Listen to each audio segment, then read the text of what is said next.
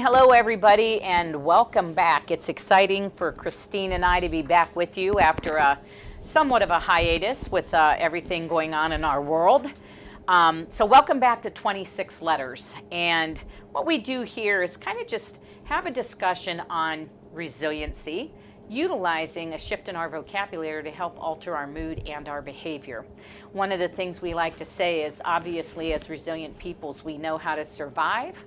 We want to take you to the next level where you can learn how to thrive. So we're anxious to be back, and we're going to pick right up with where we left off, and that was with the letters D and D. So we're going to start with some positive words beginning with D, and we might even have a few that can bring us down and show us how we can then shift that stinking thinking and go right back to resiliency. Chris? Well, let me add, had we had this conversation 2 years ago, it would have been probably a different discussion. Oh, 100%. Some agree. similarities, but what we've been doing is living our resilience every single day. Absolutely. Through the quarantine, through the pandemic, through the fear and anxiety that all of that has called for everybody. So eventually this time will be, here's two more Ds. Two more Dissected Ds. and discussed by every social construct in every field: science, medicine, social work, business.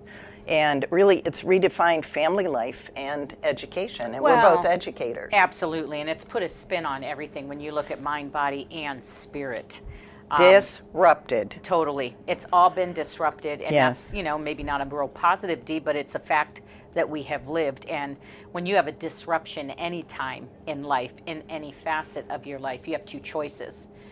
I can stay stuck where I'm at, or I can make the choice to get up, move on, and put in some resilient minded behaviors. And that's where we're at. And so focusing on resiliency and picking up with the letter D, what are some words you came up with, Chris?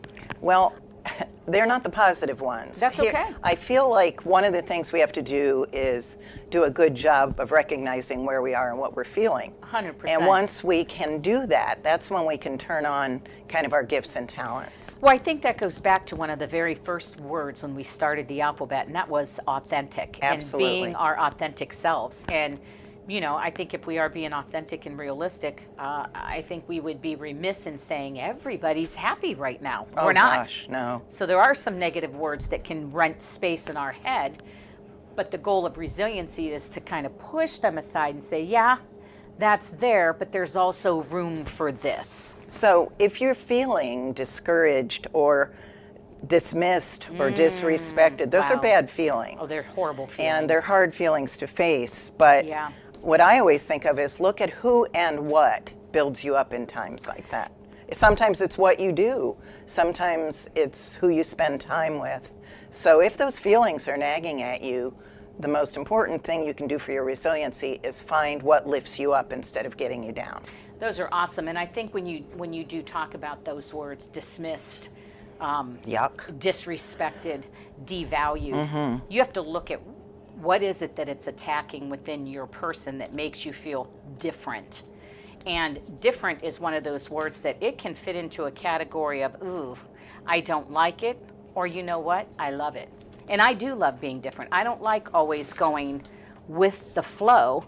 And that's because if we're all going the same direction, nothing will ever change. That's right. So sometimes we got to have that bit of a difference that makes us step back and go, wow, I need to be diligent about what I'm doing. Oh, diligence. There's different. another one, diligence. Well, and I love what you said, because one of my words that I thought of was distance. Sometimes when we're in it, there's that old adage, you can't see the forest for the trees. Well, if the trees are falling on you, it really doesn't matter much about the forest. If you see it or not. No. That's right. But once you have a little bit of distance from any crisis or trauma or loss, you can look back and maybe say, oh, gosh, I had to decide, D, what was important. I had to kind of reevaluate a lot of things to get from there when things were bad or dark, or D for dark, to here where I'm more headed toward the light. And that's what resilience is, to understand the darkness, but to move toward the light. And then when you're in it, recognize the light. And I think both of those take, the choice to be diplomatic in how we work, and also very disciplined, and another C, calculated in our efforts. Oh, an E, which is part of ours today, in our efforts to move forward towards resilient-minded living. Because if we go back to what we talked about in the very beginning when we started this last year, resilient-minded living, it's a choice. It's a choice to say, yeah, bad things can happen to great people. Bad things can happen whether we want them to or not. But I'm choosing to say, yeah, it's a part of life. And in my life, there is room for A through Z, good and bad. It's not this way or that way. It's, yeah, there's room for all of it. We just got to make it work. So I think that takes effort. And going back, you used the word discipline, and it's, we could use that word every single time we talk. We sure but could. I always think it helps to go back to the root word, which is disciple, which is a follower. So it's a follower of people, it's a follower of principles, and we see discipleship as a positive thing, and that's where discipline came from. The other thing I thought of is I worked with a counselor that used to say something very, very profound when kids were, well, let's just say not doing what they're supposed to do. Okay. She talked about the importance of defenses. Wow. And that people have them, and understanding them is important, but you can't take away a defense from a child without giving them a skill to replace it. 100%. And that was just brilliant to me. And, because a lot of times we'll tell kids don't do something, but we don't say, do this instead. Right. We just want to strip them of their We want to take something away. Yeah. And those defense mechanisms, fortunately, have allowed them to survive, to get to the point that they are with us now. And I just look at it and think, to get a good understanding of that, wow, if we looked at our military and we took away all of our defenses, We have nothing. we would have nothing. We No. would just be standing there saying, come on. That's right. And that's what our kids can sometimes feel like too, and adults.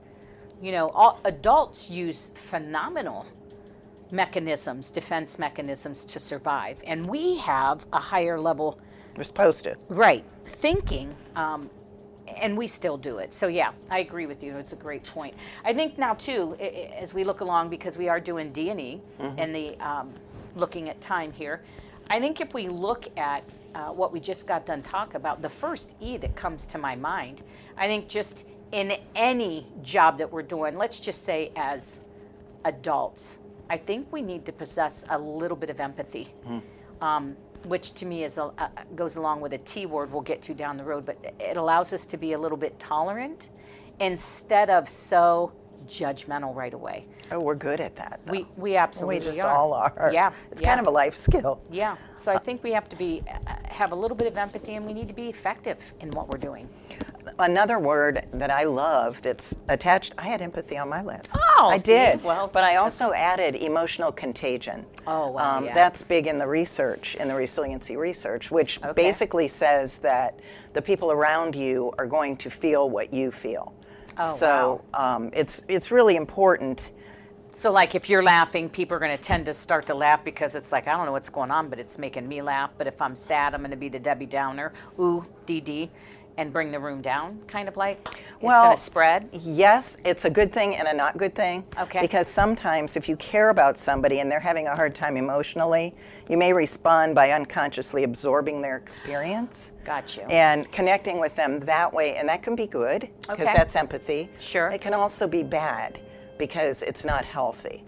So I just Right. thought that whole concept of emotional contagion was very, very interesting. Yeah, it sounds very interesting. Right. I think we also have the desire as human beings, and it is very positive. However, we can take it to a level that I think gets skewed, and that's equality. And I think when we talk about equality, what we're really saying is, you know what, just treat me, I think, with dignity and respect as your equal. What you want, how you want to be treated. 100%. I agree. 100%. So I think equality is a word that we all look at that can build positive, resilient, strategies, is when we think, yes, I can do that. I'm allowed to do this. I have the desire to do this. And by God, I'm going to get up and try.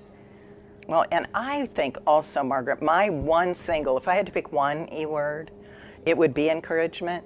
I And I'll love tell you why, encouragement. because if you look at, of course, the word courage is in it.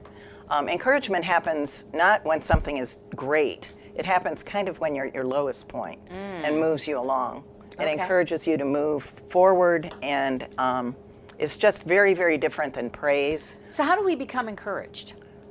Well, we find the right people. We find strengths within ourselves. Okay. We always have something to look forward to. And I think encouraging others makes us it helps us become aware of what we need to be encouraged. Wow. So there's kind of a nice circle. I agree. And I think, as I sit and look at it, the two most significant words for me that I try to encourage, using your word, but to impart, is empowerment and enough.